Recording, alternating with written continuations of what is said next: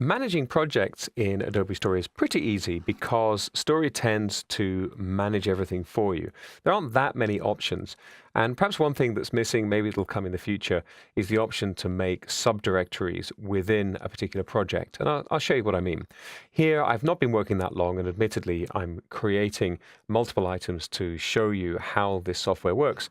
But you can see I've already got 10 script files. I've got a schedule, some character bios, a research document, a summary, and a synopsis.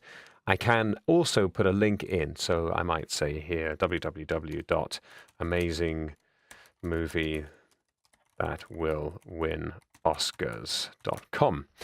I wonder if anybody actually owns that. So all of these items are associated with this project, which is called Story.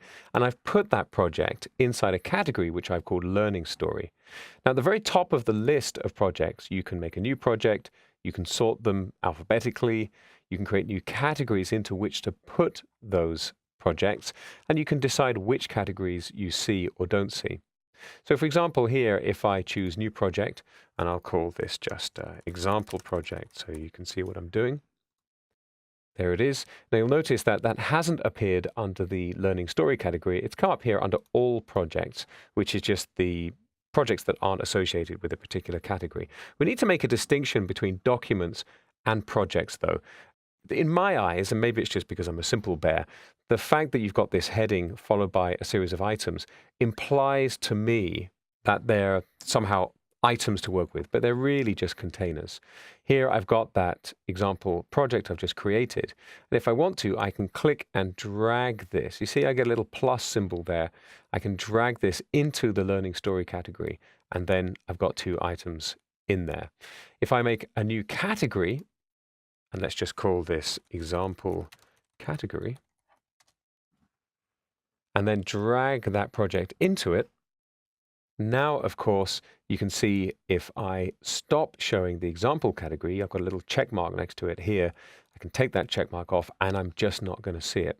Now, there is another part to this. If I bring that category back, there you go. Notice I've got a copy of the same project in both categories here.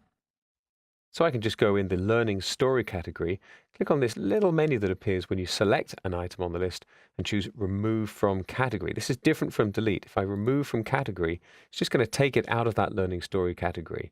So you can have the same project in multiple categories if you want. For me, probably a bit too confusing, but you can do it if you want to. There is a little bit of duplication in the menu here. If I want to, I can click on that tiny drop-down menu and choose Rename.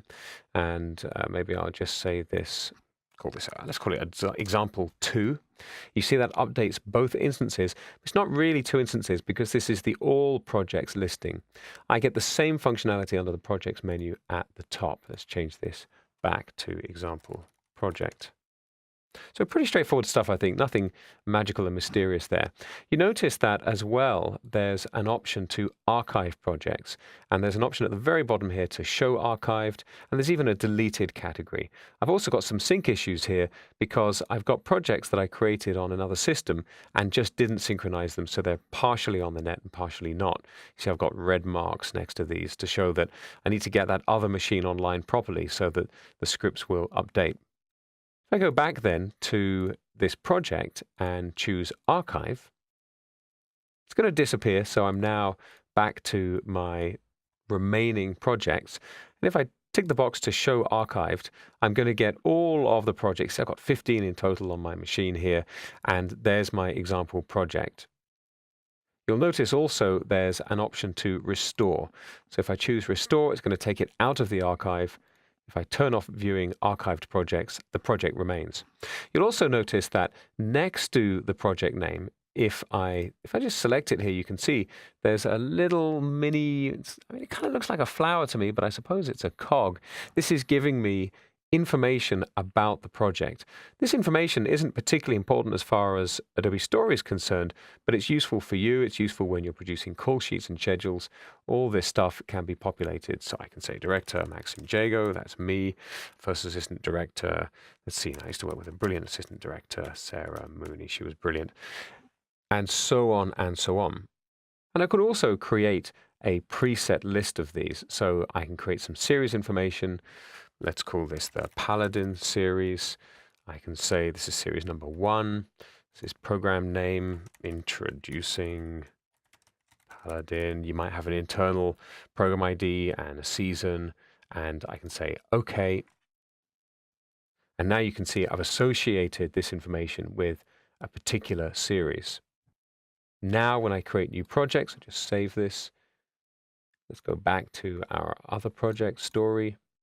I can go in and I can choose that Paladin entry from the list. So now I've associated it with the same TV series. So there you are. That's a little bit about managing projects in Adobe Story.